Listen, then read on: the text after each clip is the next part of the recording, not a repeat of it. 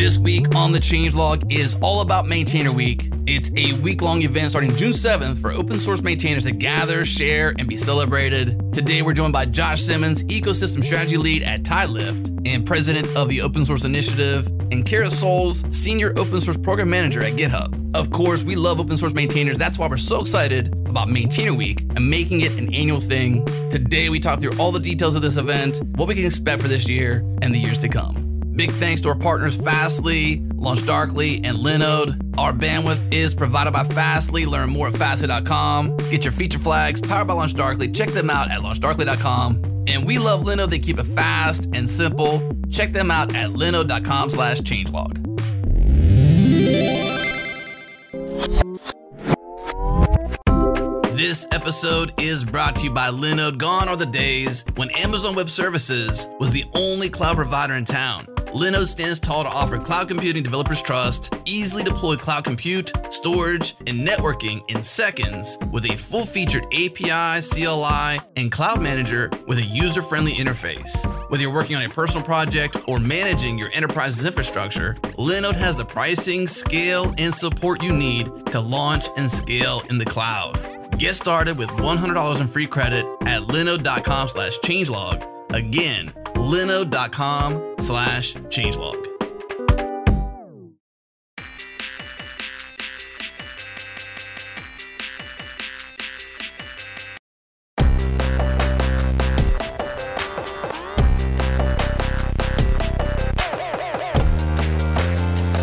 So we're here talking about maintainers, Maintainer Week with Josh Simmons and Kara Souls.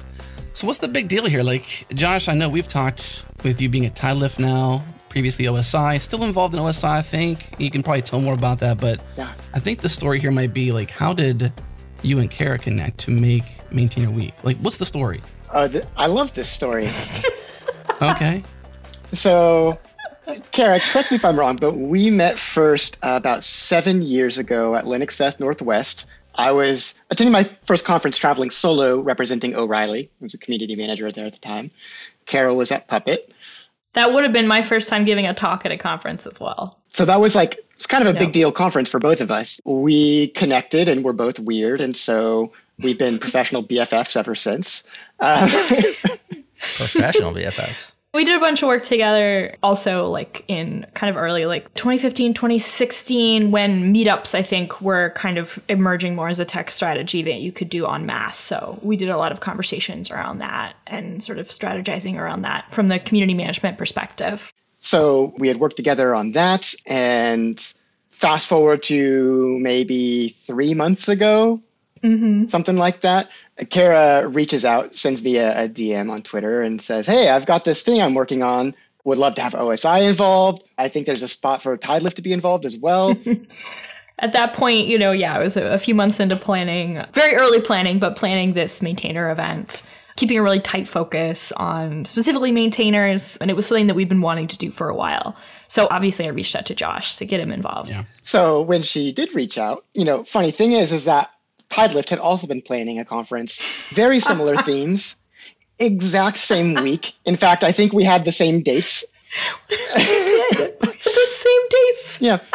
So I was thrilled to get that message from Kara. To me, that was like extremely validating. Like, okay, we're on the same wavelength. Clearly, there's a need for us to host this kind of thing.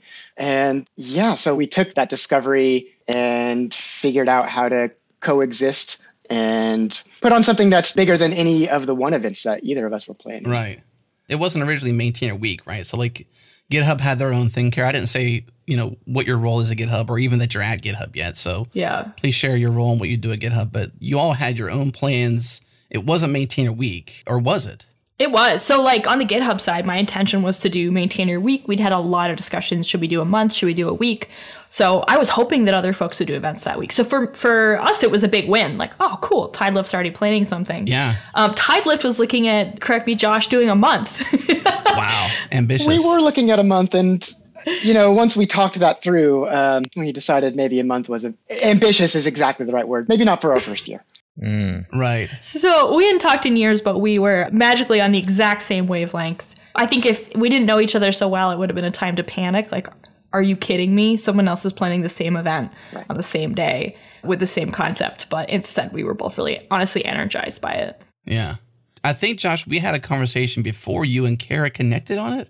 I can't recall, but I think we had a whole separate conversation, and then you came back with this whole new spin on it. I'm like, okay, there's a lot of life here. He's got new energy, maybe because he had a cohort or a buddy to sort of like ping off of or whatever, or just the enthusiasm of GitHub, obviously, towards maintainers. But like, we had a meeting. Yeah. I was excited about it, but then you came back again after talking to Kara and Maintainer Week and all this fun stuff. Like, okay, things have gotten bigger now, so let's blow up a show on this, and let's do some fun things around it, and let's share this bigger story. So that was kind of fun. Yeah. So for folks listening, can we dive in a little bit at least to the Maintainer Week concept? Please, yeah.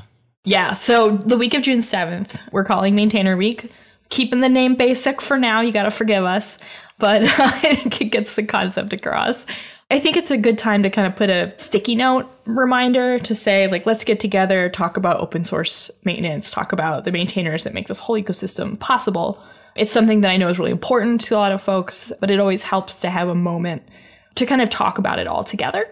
So we'll talk more about this, but GitHub's running an event. Of course, TideLift's running an event, but other folks are also going to be involved. So if you're listening to this and you want to host something that week, whether it's like you put out a blog post, whether it's a podcast like this, whether it's like, hey, I'm getting a bunch of folks together and having a conversation, like really encourage you to. Yeah. There's a whole site as well. We can point you to a repo where you can list it there so other folks can find it and check it out. Yeah, github.com/GitHub, obviously, /Maintainer Week is the repo I think you're talking about. That's it.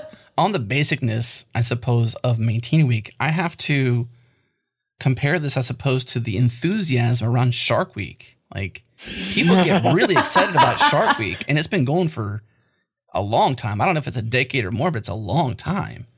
And it's a big deal. I mean, everybody gets excited about Shark Week. Why wouldn't you also get excited about Maintainer Week? Right? There's a lot of similarities there, too, because sharks actually kill very few people.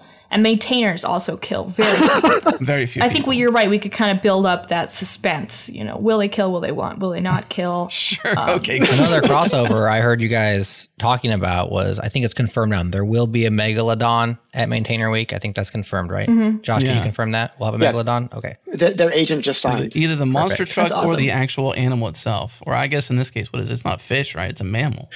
Is a shark a mammal? No. Aren't sharks a fish, right? Oh, Whales are mammals. Sharks are fish? Sharks are fish. But they I'm do guessing. live. That was a question. Well, I always get confused because you got whales. Those are mammals, right? But then sharks are similar size. They're also sharks very ferocious. Sharks lay eggs, don't they? They do lay eggs. No. They just push them right out. They have babies? Yeah. Wait, actually, it's because mammals do live birth. So right, that's why I'm asking. That's why I'm asking. Yeah. I'm actually stalling while I Google the answer. Keep going.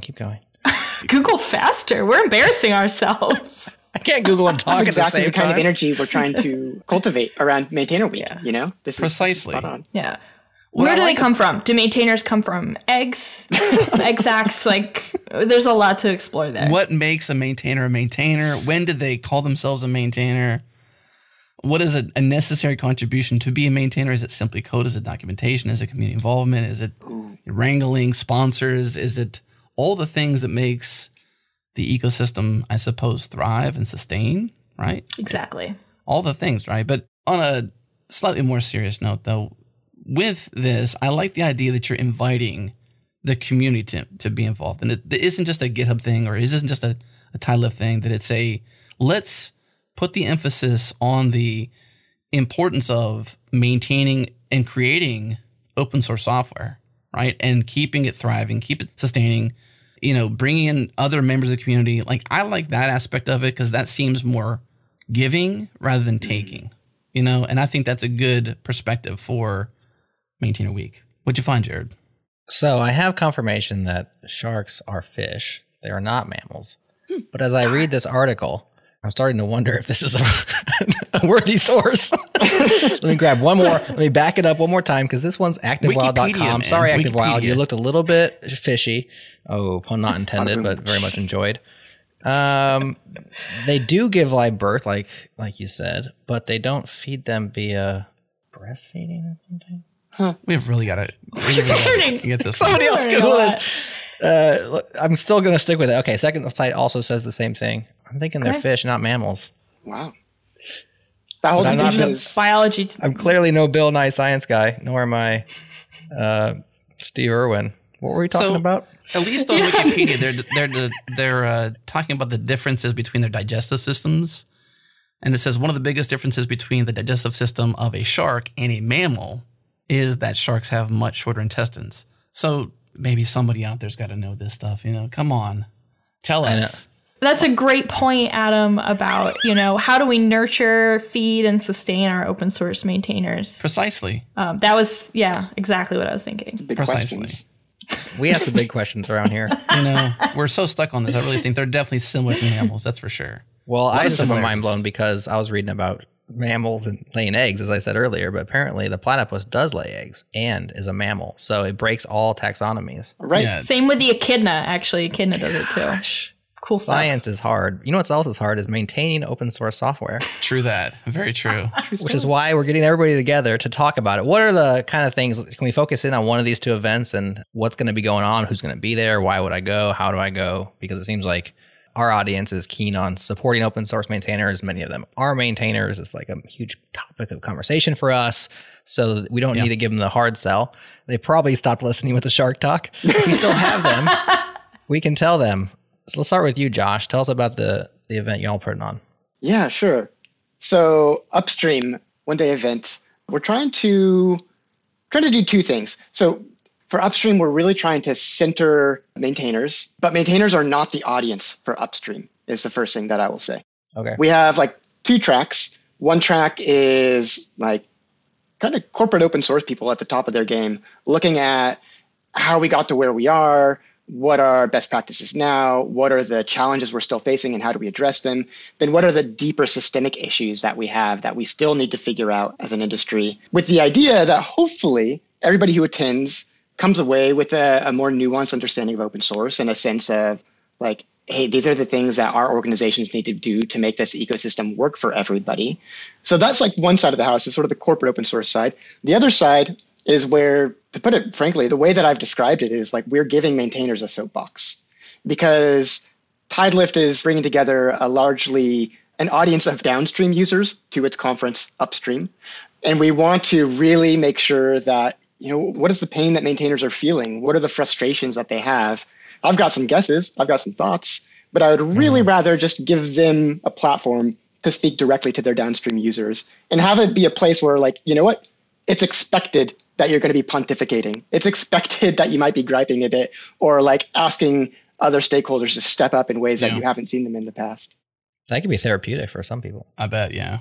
I'm hoping. And I think that fits so well too with sort of Tidelift's goals around making it easier for folks to support open source maintainers. So I love that theme of, folks coming and really finding out what it's like and how they can support these people. Yeah, I got to imagine it strikes a lot of empathy options for people too, because if you're talking to those, essentially your users who use your software and may not even know your name, that maintaining the thing is even a thing, that there's many ways to support, not just financially, but, community-wise, maybe donating some workforce to some of the project if necessary, or maybe striking, but doing some local community stuff in your area or in your neck of the woods. Maybe it's finance, maybe it's a different sector, so to speak, but like somehow striking that empathy note, which is very difficult for maintainers to sort of get that soapbox that you said, right, to speak to them directly. I've been involved in conferences a lot, and in many places, if a maintainer were to give that talk, it might be considered a little gauche or self-serving.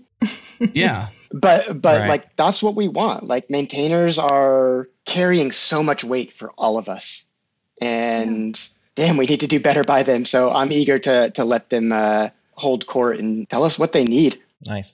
So that's Monday, June 7th, followed by GitHub's event, Global Maintainer Summit, which is the next 2 days. Kara, talk about that one. Yeah. So for us, the audience is maintainers, the speakers are maintainers. It's a very tight focus there.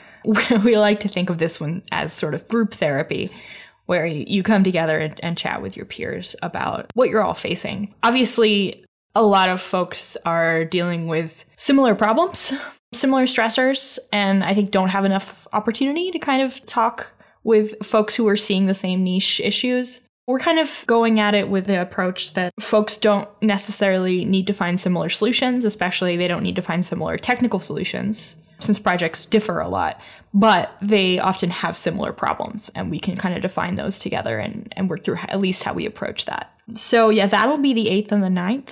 We'll have a variety of talks, but we'll also have some smaller conversations. We're going to be using GatherTown, which is a spatial chat. I don't know if you've seen it. It's kind of like a little 8-bit aesthetic. Your little character with spatial chat. Whoever you're closest to, you can kind of hear what they're saying. So it has that feeling of a hallway track. You can have more private conversations. You can drop in on other folks' chats. We figure that, I'm at least kind of tired of the Zoom chat. It's just a bunch of people. So we're trying this out for folks that kind of connect. I think it's interesting to bring that kind of hallway track theme to it because people miss that. And I never heard of GatherTown being used at a conference like this. So I'm excited to see what that kind of fruits that bear. Me too. One of the things that I'm really excited for the Global Maintainer Summit about is the way that it's creating a space for people to compare notes across ecosystems, across different types of projects. There have been really great efforts in the past to bring maintainers together, but we just don't see we really don't see much of a through line. Those efforts have come and gone, installed, and maybe gone on pause. And the challenges we're facing are such that we really just need to keep that cross-pollination going. So I'm so excited to see what we all learn there. Yeah. That's a good point, Josh, about kind of other related stuff. A lot of folks have asked me, how is this similar or different from Maintainerati? Right. For those who might remember, Maintainerati was an ongoing event bringing maintainers together to have these really important conversations. It was something GitHub's been really involved in each year. And the last one of those would be, I think, Berlin 2019, where a few hundred folks got together to have really that quality unconference conversation. And I think that is the ideal method for folks in a specialized role like this to talk to each other. Nothing beats open spaces. Nothing beats defining your own topics and having those connections. So when we looked at doing this event this year, everything's virtual. It's not possible. And so what was the second best, knowing that we couldn't do something like that in person? So that's why this is a different model from Maintainerati. I know that the Maintainerati board plans to still do stuff in the future when we're back in person, but this is kind of the compromise space. But we're going to reach a lot more folks. So we're hoping that that's going to be a good trade-off. In the spirit of acknowledging our inspiration and our fellow travelers thematically, I also want to shout out to Open Collective and Sustain Open Source. Sustain OSS is sort of an unconference and a community that's been going on for a few years. I think first hosted in, I want to say 2017, something like that, in San Francisco. They've had four or five events now. And it's such a totally organized as an unconference. And it's just such a incredible community to bring together to talk about systemic is my word of the day, clearly. These deep systemic issues that we have in open source, and to really think critically about them and question our assumptions about open source and have those big conversations. And so Sustain, I just want to give a shout out because that's very much an inspiration for what we're trying to do here. Somewhere between Sustain, where we're being super aspirational and critically examining things, somewhere between that and say an OSCON or at All Things Open, where we're also trying to make sure that attendees leave with some tangible value, oh hey, I can do this thing now to make things better. I think both of these events are kind of in a compromise space, both Upstream and Global Maintainer Summit. I don't think either of us would want to run a virtual event if we had the option to run an in-person event, but we don't right now. Yeah. Sustain was an awesome conference. Jared, you were at the first one. You want to speak to some of the things similarities, what you liked from that? Mostly the like, not dislike. So what was the fan favorite from that? I know you met a lot of people we're still connected to there. Yeah, absolutely. The connections are always the best part about those things. And Sustain was, especially the first one, was a very small event, probably 100 people maybe. Yeah, very small. And a lot of ideation, a lot of safe places to let your gripes out if you got them. It was a lot of fun. The challenge, like y'all said, is that we're only virtual right now. And, those connections are just harder to make via Zoom. This GatherTown thing is very cool. I haven't seen it for those who haven't. It kind of has this top-down Secret of Mana or Zelda, circa A Link to the Past aesthetic, which is super rad. Mm-hmm. And I'd be interested to participate and just see if this gives you some of that serendipity, some of that opportunity to connect in ways that we haven't been able to as of late. Yeah. I think one of the defining things about events like that is the ability to be vulnerable, to say things you might not say on a larger Zoom call, and to acknowledge, things that are more difficult. And so a big part of our goal with the Global Maintainer Summit is how do we bring that vulnerability back, even though it's a virtual event. So a lot of the speakers are going to be, I think, opening up a bit more, and we're going to try to keep that, I guess, a place that's kind of safe to have those conversations. Whether or not we'll accomplish that with a virtual event, you folks let us know afterwards.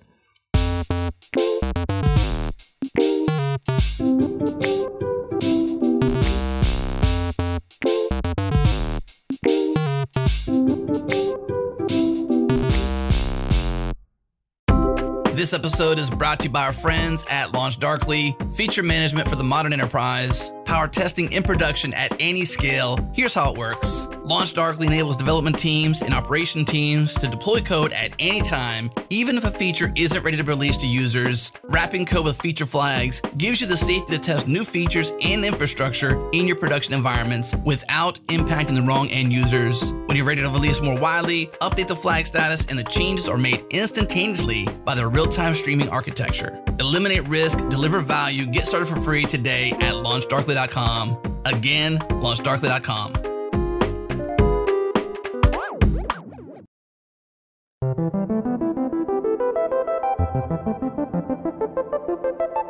So we have the two of you magically coming together, co-planning without even knowing you're co-planning, the same kind of thing on the same day, turning into Maintainer Week, multiple events, lots going on. But why? Why were you planning these things? Let's start with Kara. You are at GitHub. Tell us what you do at GitHub. Why is the maintainers on your mind? Why do you think Maintainer Week is something worth doing? What's your role there, and what's the day job look like? Yeah, so I'm on the developer relations team. We're super focused on making sure that folks are getting everything they can out of the platform and understand how to use GitHub best. So specifically for me, I'm open source programs manager. So I maintain contact with kind of large open source projects, chat with maintainers on a regular basis, and check in and see what they need. Make sure that people have someone to talk to when they have any kind of an issue. We do a lot of letting folks know about new features that we think would be specifically good for their projects. And then we also invite a fair amount of maintainers to certain sort of beta releases that we are really curious for their feedback on. I think that's really important. I mean, on any platform, right? That you're staying in close contact with the folks who are using it, making sure to incorporate kind of that feedback every step of the way. Mm-hmm. Yeah. How does that play out with the contact? Like, is it where you have small chit chat with maintainers? Do you like really have deep relationships, like catching up, knowing their kids, knowing their friends? Like, how deep does it go? Or is it pretty, yeah, I need more money or I need this? Like, how does that exchange play out? Give us an example. Yeah, that's a good question. So most of it is checking in. We'll do a video call every couple months with a number of the projects, or they'll just reach out when they're having issues. And it's nice to just check in and see how things are going. So that stays kind of GitHub focused. But over time, I think we're really getting to know each other. And that's part of developer relations, is the kind of joy of building those connections. It's just, I feel so fortunate to be working in this area of the industry at all, because yeah, you get closer and closer to people. Yeah. I'm going to guess this is the same for all of you folks. But the thing that's been hardest on the professional front about working virtually is not having that time to really bond with people at conferences. That absence has been deeply painful. Mm-hmm. I agree with How do folks get on your radar? Is it squeaky wheel gets the oil kind of thing? Where like, if I'm a maintainer and I'm like, I would love to have Kara or somebody at GitHub that I could, as a sounding board or questions or ideas or whatever, how does that play out? Like, how do I reach you? Yeah, it's a mix. We do outreach. Folks reach out to us. So if you want to chat with me, you can email opensource@github.com. Pretty easy. And you're always welcome to send an email through there. Let us know how stuff's going, stuff like that. Very cool. Or you could come to the Maintainer Summit. Talk with us there. There you go. But I want to be really clear, right? The Global Maintainer Summit isn't about the GitHub platform. It's not about us. Like, that's, I know, a big theme with Josh and I have talked a lot about with this week is that it's not about either company. Yeah. It's about the community in general. Yeah. I think when we commiserated on what we missed in terms of OSCON and Maintainer Rider, the differences, at least in some ways, like we missed that. We need something where it's like, we even talked about that before, Josh and Kara, like we attended OSCON each year. I know Jared and I did, and it was like, and we really look forward to that time frame. And I think, Jared, you were there one time when somebody just came up and gave me a big old hug, and I was just like, I don't even know the person. He's this big burly dude, and I'm like, oh, thanks for the big hug. And I give him a hug back. It's just like, you don't get that virtually. You know, you just don't get it. It's just literally impossible. And I used that literally right, Jared. You did. So he always gets Sorry, on. I'm literally, figuratively. So anyways. That's where we did so much of our connection, Josh, is, Community Leadership Summit attached to OSCON. I mean, I feel like I learned my craft there. Well, likewise. Even some of the shared speakers, we'll probably talk about some favorite talks, but Hong Fu Dang, I think we talked to her about a lot of stuff going on in Asia with open source, FOSS Asia. That was fun. Like, we would have never met her if we didn't go physically to OSCON and meet her. And that was cool. You know, like, we didn't know because we just don't have that connection to like what's happening in open source that big in a whole different country. We just didn't have that connection. And because of being at a conference like that or having that kind of space, we were able to. To your point, Adam, there's a word you used that's one of my favorite words is serendipity, right? When you're at a conference, there are opportunities for serendipity, for stumbling into connections that you wouldn't anticipate.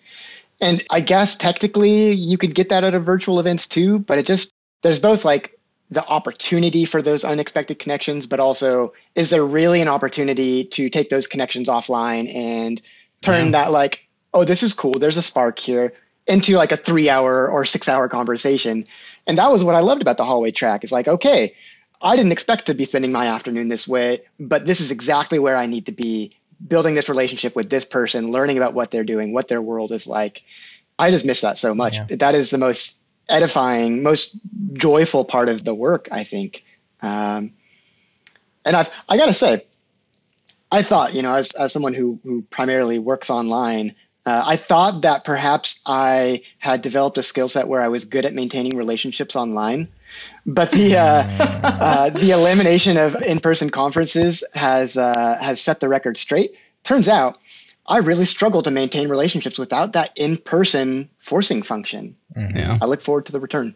Yeah. At a certain point, I had burned out on all the travel pretty badly. And I had to take kind of a break from tech for a period there and come back. And it was specifically like that fast pace of constantly being on the road.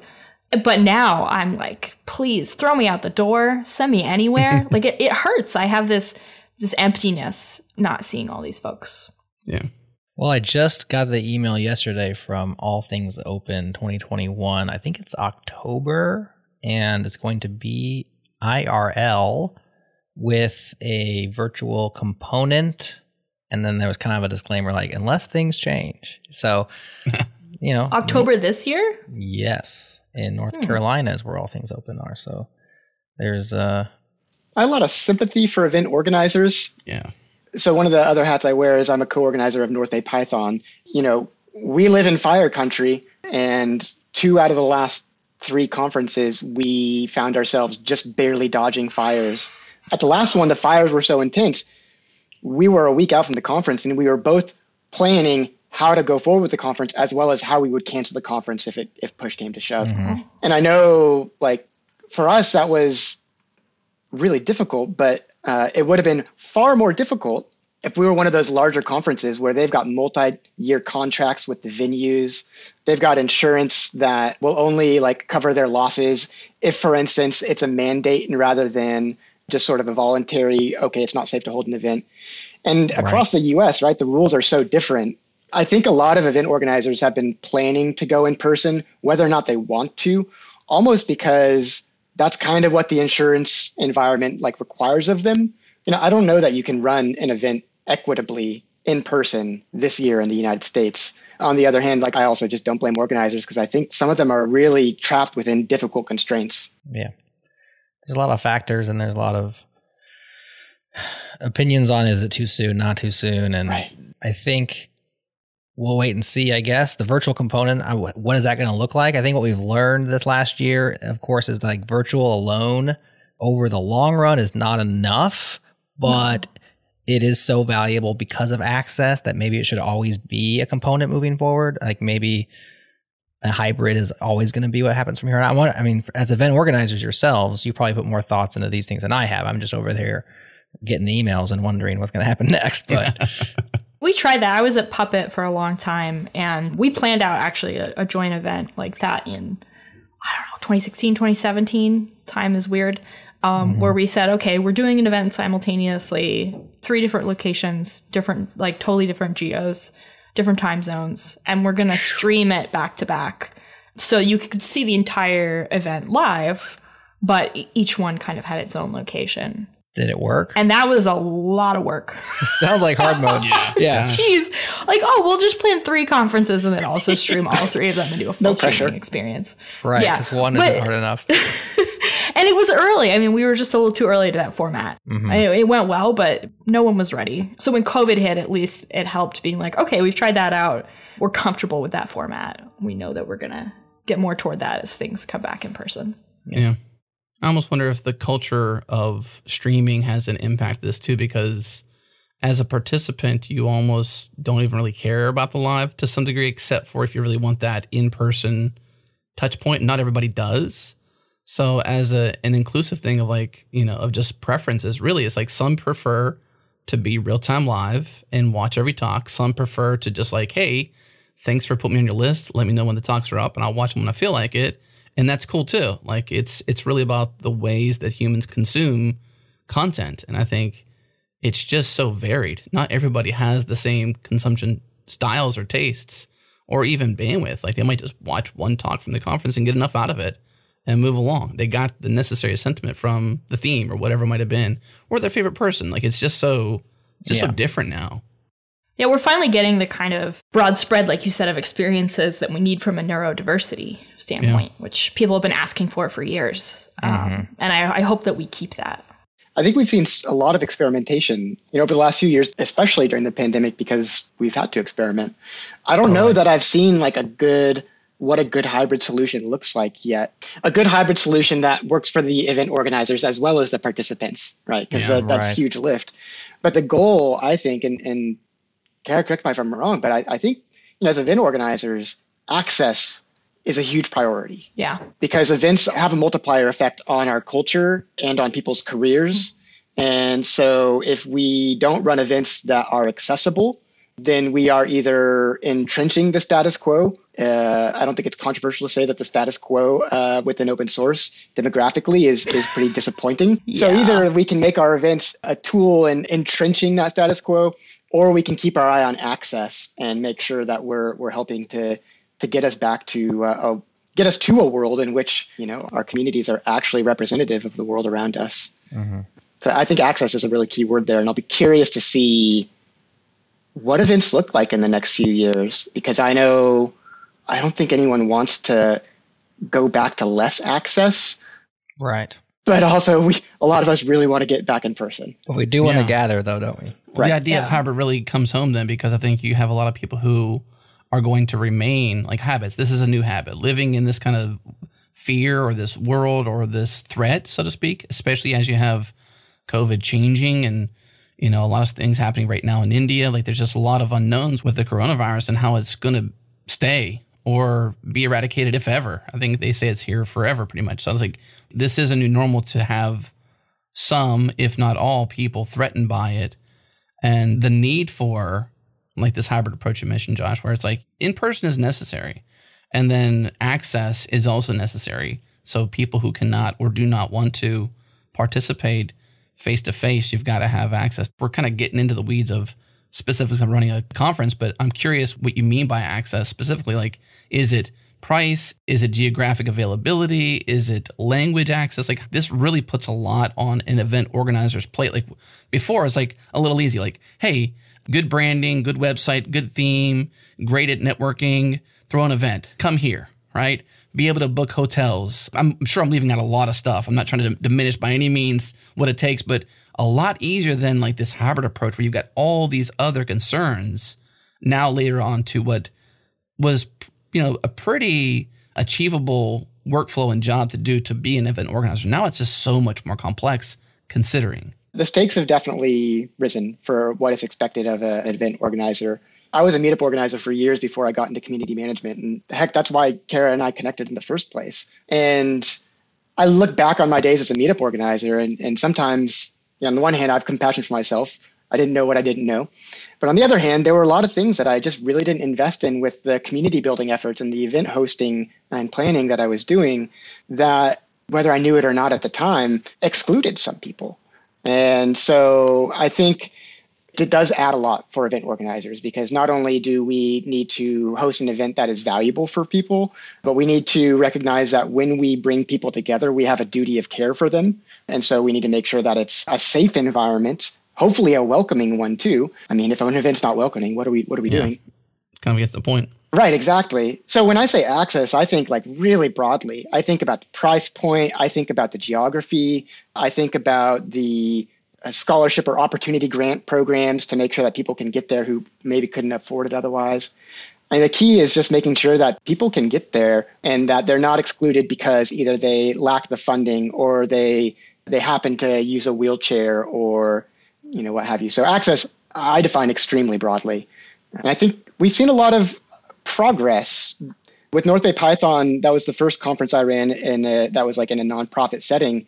And we got to build it from the ground up. And so we got to really incorporate a lot of the best practices that we've learned in community organizing and event planning. And we gave a talk at PyCon US a few years ago about this. I keep mentioning North Bay Python. It is a tiny, tiny conference for like maybe a couple hundred people with a budget that's like less than $50,000. And yet we actually were able to pull off an event that was extremely accessible. And so I know that on the one hand, we are asking more of event organizers, but I know it's doable. Yeah. These lessons are out there. People are happy to help too.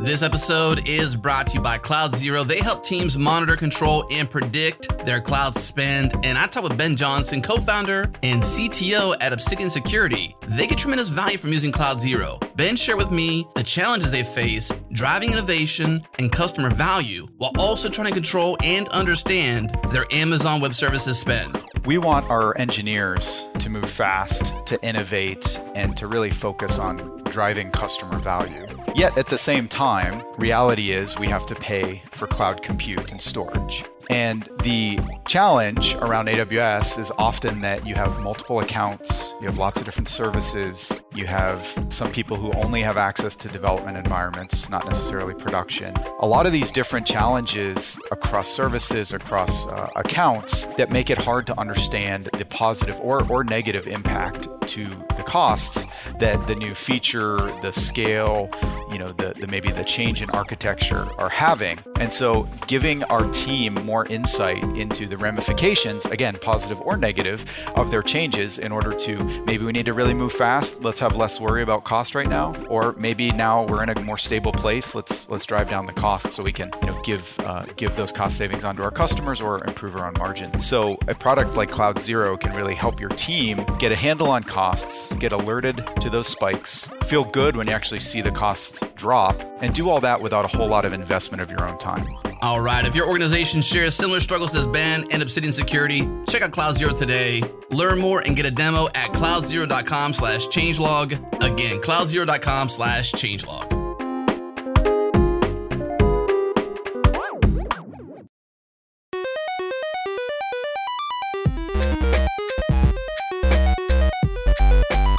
So Josh, we heard about Kara's role at GitHub and we heard about your event planning exploits. We haven't heard much about what you do at TiDelift and what it even means to be the president of the Open Source Initiative. Sounds awesome, but is that like a big deal, or what do you do at the Open Source Initiative?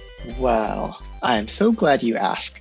The Open Source Initiative, being president of the board of OSI, it's a hell of a responsibility.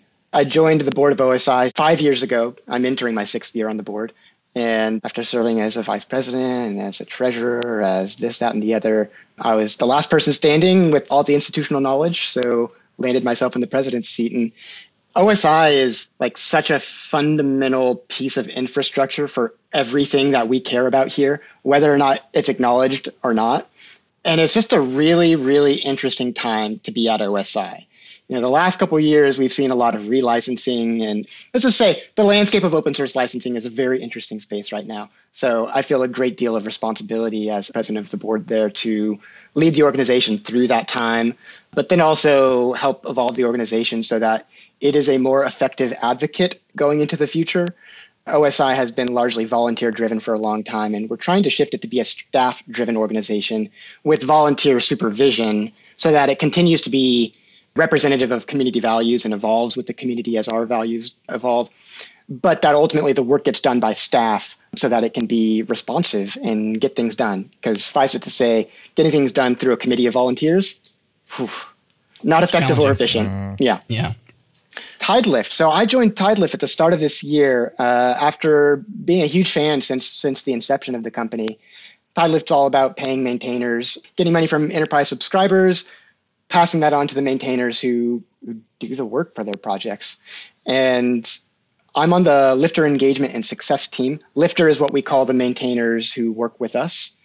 Just to make the metaphor explicit, rising tide lifts all ships, right? Tide lift. I like it. Tide lift. There it is. Lifters. Thank you. I needed that. Yeah. So, I'm 5 months into the job, and really my focus so far has primarily been on putting Upstream together. But as somebody who has been sort of a meta community manager for a number of years and just has a lot of relationships in the nonprofit ecosystem around open source, my day job at Tidelift is really to find what are the novel partnerships and opportunities that are out there? What are different ways that we can arrange ourselves so that we are all aligned moving forward toward a world in which open source really works for everybody and isn't just this kind of pool of free labor for a bunch of companies who are grateful for the labor, but then maybe don't contribute upstream. Yeah. So both of you have maintainers on the mind, and maintainers, on your Twitter and on your email and in your events. So what's the pulse? What's going on with maintainers today? Here we are, middle 2021 or Q2 2021. Things change. Money's always a part of what's going on. But what are maintainer problems now? What are they feeling? What are they thinking? What are they telling you? Where are the challenges? Where are the things that are getting better? Things that are getting worse? What's that look like out there today? It's tough. It's a tough time to be a maintainer. It really always has been. What was it? 7 years ago when Heartbleed sort of shook a lot of us and woke us up to the plight of maintainers, but really only through the lens of corporate needs. Since then, there's been a lot of ink spilled on the challenges that maintainers face. Funding is absolutely part of it, right? A lot of maintainers feel like they put in a lot of work and they don't necessarily get commensurate value for the work they're putting in. But a lot of people contribute to open source or maintain a project not necessarily because they're looking to get paid, but this expectation that working in open source is uncompensated has led us to a place where only the people with the privilege of free time are really able to participate and do that. And that only makes our culture issues worse, which isn't great. So, on the one hand, we're still trying to figure out, how do we get maintainers paid? How can we get them paid so they have the time of day to lead their projects? Because, of course, it's one thing to build a piece of software and open source it. It's another thing to lead the thing. There's the community management skills that are needed. There's the marketing skills, the design. If you're not an accessibility or a security expert, well, those are things you're going to need other contributors to help with as well. Mm-hmm. I get the sense that there's this feeling of exploitation and people feel raw. And so I think we have a lot of problems to solve, not just funding, but how do we wrap around these maintainers to provide them all of the supports that they need? Because funding is really just one piece of the puzzle. Mm-hmm. I think adding into that this year, and we looked at the numbers on GitHub, at least in the State of the Octoverse for 2020, which you can see at octoverse.github.com because it's really interesting metrics and I love that stuff. But you see a lot more people or a lot more time being spent by a lot more folks on open source throughout this year. So you have this, surge where we're stuck at home. People don't have as much definition between different kinds of work, family life and work. And so you have people working even a lot longer hours on open source, which exacerbates a lot of that. Yeah. We've got, Tidelift just got done running its first ever maintainer survey, not just of people who work with Tidelift, but maintainers writ large. And we're still processing the results of that. We're going to release that, I think, in the coming weeks here. But I'm just looking at a draft here. One of the findings is that more than half of the maintainers we surveyed have either quit or considered quitting. Ooh. And that just gives you a sense of like, a lot of, I love the phrase open source is one. Of course I do. I'm president of the open source initiative. I work at Tidelift, right. But open source is one as a marquee just misses the point in a huge way when over half of maintainers have seriously considered quitting or have already quit. It's like we've got a little bit of a house of cards here, no matter how much we think open source is one. Yeah. Mm-hmm. And commercial open source doesn't solve it. Funding doesn't solve it. I think the one thing that comes to mind, and it may not solve it, at least shoulders the burden, is just telling them they're not alone, and providing that space to, invite other maintainers, other friends who are struggling as well, or in some cases thriving, to share what they've learned along the way, and to give that space that week, really. This Maintainer Week thing, I think, is such a great idea because it's like a staple in the year that you can, especially, we haven't asked y'all yet, will this be a yearly thing? I sure hope it is, because if that's the case, then, this can be something where, that community can look forward to this week. And then you see metrics over time growing. Obviously you saw OSCON grow and Maintainerati grow and Sustain, all these conferences, either remain small because that's naturally how they are, but you see some sort of metric that you can trend. And I think that's what's important is like, you may not be able to solve all the problems, but you can at least be there for a virtual or a physical hug, or just be present in their life and provide a space to belong. Yeah, I think to the question buried in there, is this going to be an annual thing? I think we all hope so. Absolutely. Yes. Absolutely. Yeah. Sweet. Okay, good. I'm putting a stake in the sand there. No question. Nice. Done. I even went as far as to look up maintainerweek.com, and it is owned by GitHub from what I understand. So I think one day it'll be like a bigger deal at a .com. So you can share that if not, Kara. That's my suspicion, at least. That's my sleuth hat put on. You're right. Do you like my website that I put up there? I do, yeah. I like how it just points to repo. That's it's phenomenal. An incredible work of art. Well, keep it simple. Perfection is the enemy of done. Right? And that's perfect because it just points right to the repository. You can send a pull request. You can invite others to get involved.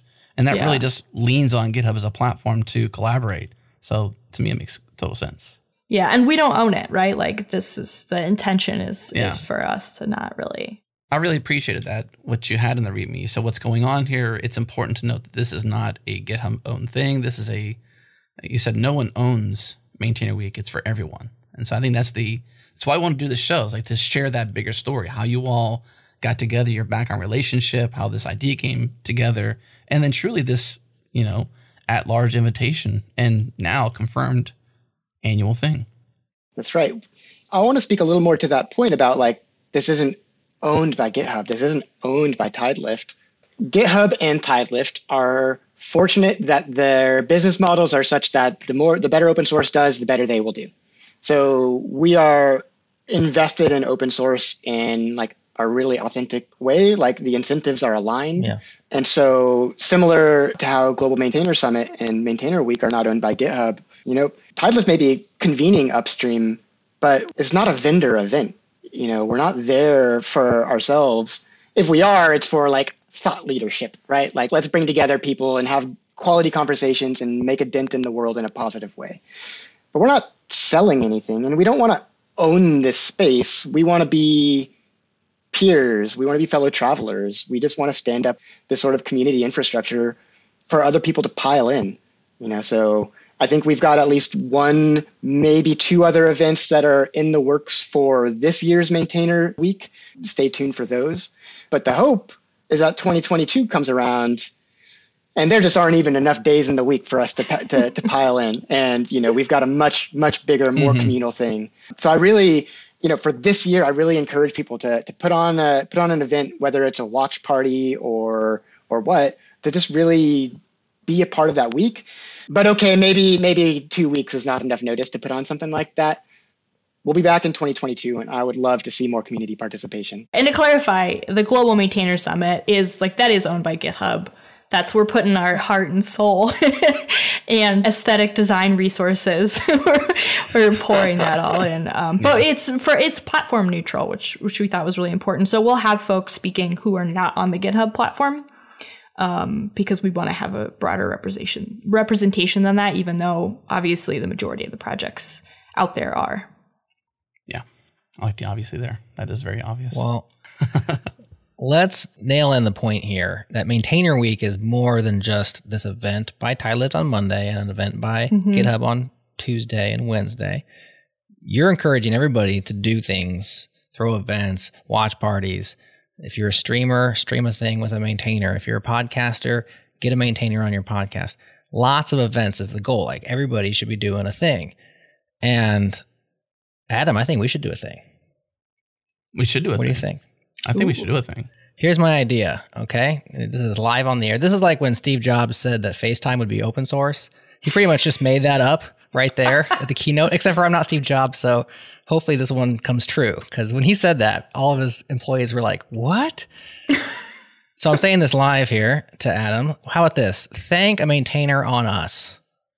So we'll come out with the details, but during Maintainer Week, maybe it's a specific day, maybe it's all week long, you can thank a maintainer publicly, whether it's Twitter or GitHub or a public channel. Thank a maintainer of a project that you use and love, and we, Changelog, will send them a Changelog t-shirt as a thank you for being maintainers on us.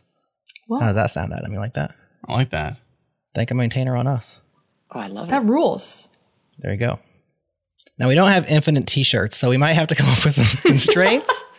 But there you go. So there's another event. That's why I haven't spoken. I'm like adding up the amount of t-shirts necessary. Is this a DigitalOcean thing? This is not Hacktoberfest. I was going to say, after this, I'm going to DM you the amount of money that DigitalOcean spends on t-shirts for Hacktoberfest. A lot, yeah. We're going to have a very humble limit because we're a humble little company. But we'll throw it out there. Yeah, absolutely. I love that. I mean, I think that we already give a t-shirt to every guest because it's a way of us thanking you for your time. Of course, it's optional. If you don't want or need a t-shirt, you don't have to have it. Same thing with this maintainer thing. If they don't want it, we're not going to send it to them. But we already do that for our guests. Why not thank a maintainer on us? Yeah. I love that.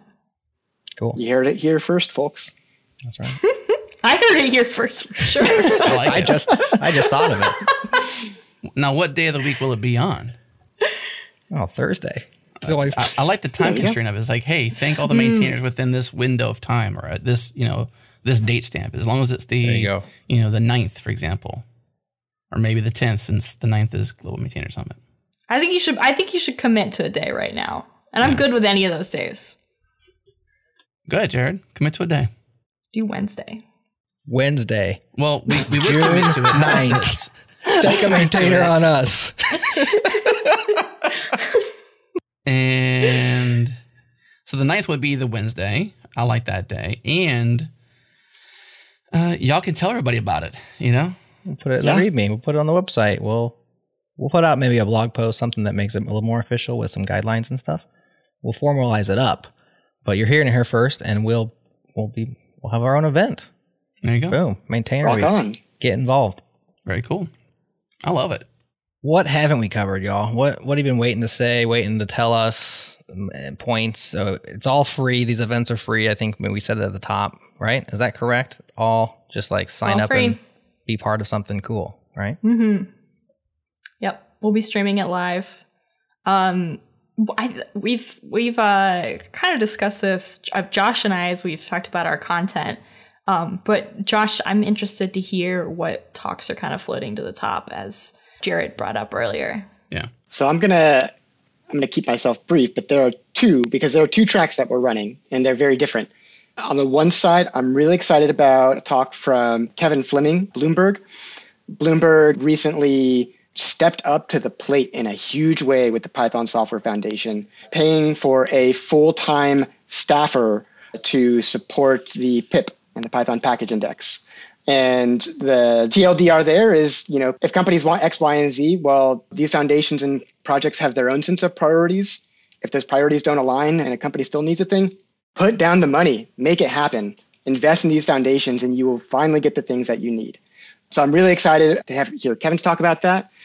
And I'm also very excited for a talk from Sumana, also known as Brain Wayne from ChangeSet Consulting. She's been working a lot with Python ecosystem recently.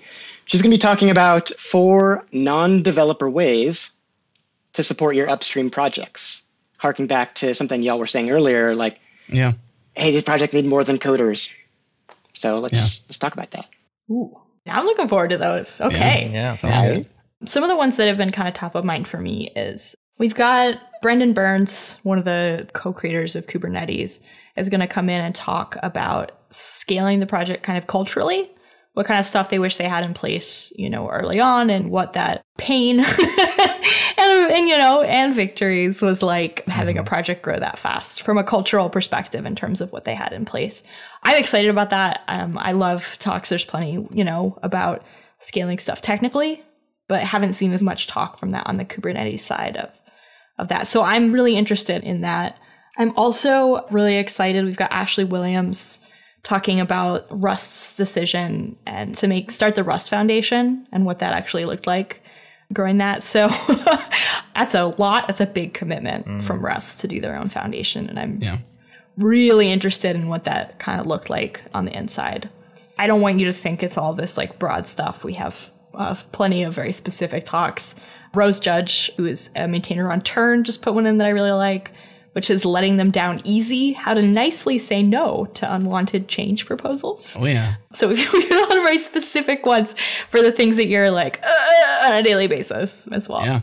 Not sure how you say Bartek is the handle on your schedule lease for that. Should I merge this feature is very similar to like what we had that conversation recently with Ben Johnson around like open source, but not open contribution. Not quite the same, but similar. Basically avoiding that pain of like, sometimes code you don't want for reasons you don't want it, or just extra code. And that was the idea there. I think that those are very necessary to talk about, because unless you have those kinds of talks, maintainers aren't kind of collecting together and saying, how do you deal with this? Like we did that call with Ben. It was like, we got a lot of feedback around like this idea of like, sure, it's open source, but it doesn't have to be open to contribution for any reason. And one of Ben's reasons for his choice was mental health. He has been an open source maintainer in his past project, just, it wasn't healthy for him personally. And we can all make our own choices for our own reasons, and that open source doesn't have to only be this way. Sure, it is open source. I forget what the license is. I think it might be, is it MIT, Jared, or is it ALV2? I'm not sure which one it is, but it's permissive. So, I mean, it's still open source, but it's not permissive. It's not. Oh, my bad. He went GPL, didn't he, with Lightstream? Did he? Okay. So it's still he did. Source. That's right. He did. Either way, the point, the point is that like this idea, like these are good ideas to share at a place like this, because otherwise they're just like passing tweets or unsaid things, and if you don't have places to gather, where are you sharing these ideas? Actually, I'm really curious for you folks kind of getting through this pandemic sort of isolation period. What's it been like having these regular, weekly, bi-monthly conversations with folks? Has that helped? Has that changed things? Yeah, I mean, I feel like me very personally, I already worked from home. And so a lot of my life didn't really change. I think it's probably pretty similar for Jared, except for certain group activities we weren't involved in as often or at all. Yeah. So I think for me, life didn't change a ton, except for it changed a ton. So, I mean, I'm not going to say it didn't change. My family left less often. We were at home quite a bit. But for the podcast, I think for us, say again? We got a dog. Recently, very recently. This is like, I would not consider this. That wasn't a lockdown by? I know that. And Josh about my dog. Oh, I saw the dog. They saw the dog. I have screenshots of the dog. I looked at it today. No joke. That's right. Well, I just think like a lot of people are buying dogs and pets, and like because they're not having as much contact with living things, and so like dogs are actually a hot commodity. Not to belittle them by calling them commodities, but you know what I mean. People are buying dogs because of lockdown, and I was just saying you bought a dog, so I was trying to think of ways that your life changed. Things we did, to change. But the podcast, I think for us, like it's nice. I Zoom a lot. And I have to say that I don't actually mind it, because I'm always connecting, and they're not terrible meeting Zoom calls. They're always like this conversation. It's very good. So like, I will have fatigue, so to speak, but it's not like because I'm like on droning Zoom calls that just like suck the life out of me. In many ways, it definitely takes energy to be involved, mental energy and whatnot, but I love it. I think for us, it's the best time to be a podcaster because I haven't felt very alone in this. Like, I feel like the community's been strong through it. We've connected with many people through it. I feel like, for us, our homeostasis in that way was maintained. I'm kind of jealous. Yeah. Honestly, you get these ongoing conversations. We have a lot, yeah. My office mate is usually, there's like I'm on the second floor. There's a scrub jay that I feed out the window. And that's been my office mate the whole year. But I think it's watching its nest right now, so it hasn't really been coming by. Instead, the day before yesterday, this squirrel came by. First time ever with a squirrel up on this floor, covered in mange, like just half of its hair, just like really scabby, the poor buddy. And I kept giving it peanuts, right? Like, I'm lonely. Yeah, I got no one up here. And finally I texted all my friends. I was like, look at this cool mange squirrel. But finally I opened the window to put another peanut out. And she jumps in excitement up onto my hand and scratches me. And so I spent like an hour, Googling, being like, am I going to die? Do I have mange? I don't want to die from a squirrel scratch. Like, that's so embarrassing. That's I'm not ready. You have to tell people that. Couldn't you just like call it COVID or something, just to hide the squirrel scratch? I was so embarrassed, and I had to like follow up with all my friends and be like, I'm sorry, everyone. Not my fault. Totally got scratched, but I'm still alive today. So I think I haven't gotten mange yet. We'll see. Well, you're a survivor and you have a new friend. Yeah. I mean, you could always part it off as a shark bite, Oh, great point. Great point. Yeah, a maintainer bite. Maintainer bite. I really do like the comparison to Shark Week because there's just so much enthusiasm around that week, and it's been a staple for so many people. And who doesn't love to learn more about the things in the ocean? Sure, it's just sharks, but it took the cool. Four of us 10 minutes to confirm if a shark was a fish or a mammal. And you're talking about learning stuff from Shark Week? What have you learned? Lots. I learned that I like sharks. Fish are friends, not food, man. All right. The point is that the enthusiasm. I'm not saying people come back to this because they're always discovering new stuff about sharks. If you go back to the beginning of Shark Week to now, there's definitely learnings. And scientifically, so I think there's definitely a trend line to follow. My comparison is not so much like the maintainers are sharks, but there's so much enthusiasm around this, and it is a staple. I'm Googling, is Shark Week good PR for sharks? Because I'm not sure. I think within the last year, one of the shark developments was we've got volcano sharks, right? Like, is that right? What? Have you not heard of this? What? No. There are, they're not in like volcanoes above land, but the under the sea volcanoes, like some of them sharks seem come okay hanging out in the caldera or what? I know, it's wild. Check this out. Hammerhead sharks along with silk sharks were found living in a volcano. There it is. Oh my gosh. So here's my question. Have sharks on a plane. Here's my question. What as Maintainer Week becomes a thing for the next decade, what is the maintainer equivalent of volcano shark? See, Jared? Yeah. I'm onto something here. That's something to ponder. I would like everyone who's listening to this, the brave that are still here, to Google goblin shark just to round out this experience. I would really appreciate that. That's scary looking. Okay. We'll leave it there. That's my favorite shark. Yeah. Well, here's to maintainers. Here's to Maintainer Week. Here's to the serendipity of y'all's relationship and how you met and how you planned the same thing without knowing it was the same thing. And you DM'd each other and you found out and boom, shaka, it's all happening here. Maintainer Week is happening. Begins June 7th. And it's going to be awesome. What's the URL? Where do people go to? Is it maintainerweek.com? What is the URL to easily say? I think it's maintainerweek.github.com potentially, or show notes. It's in the show notes. It's in the show notes. Yeah, Jared's reminding me we have show notes. GitHub.com/GitHub/maintainerweek is the repo. That's it. So go to the repo. That's it. The repo's where it's at. Okay. For the Global Maintainer Summit, you could type in show notes. That's the thing is every time I type in maintainnerds.com because Martin Woodward made it redirect. And so I never remember the URL. You told us about that. Yeah, that's you all I mentioned that got. on our show with him. That was so cool. Maintain Nerds. I'm jealous of that domain. Yeah. Either way, hey, listen, it's in the show notes. We got some places to go, some things to do. We love you, maintainers. We'll see you there. Josh, Kara, thank you so much for all you do. Really appreciate you. And thanks for joining us. It's a pleasure. Like, seriously, thanks for having this conversation and looking to kind of continue it. Start of June. This has been great. I'm looking forward to partnering on this Maintainer Week and many more to come. There you go. Thanks, y'all.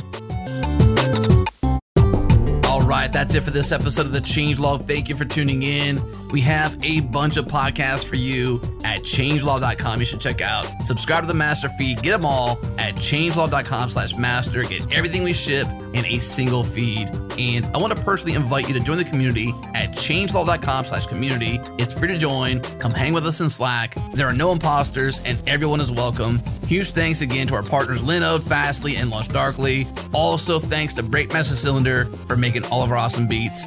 That's it for this week. We'll see you next week.